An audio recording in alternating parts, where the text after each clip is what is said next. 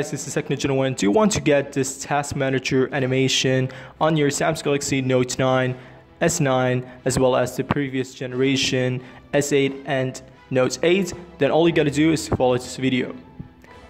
So the first step is to download the app called Task Changer, which is gonna be on the description below. Just click on install, and then simply press done. Now just go back and play around with your recent apps. As you can see, you should have it on your Samsung Galaxy Note 9 or any of your Samsung devices. Anyways guys, that's basically it.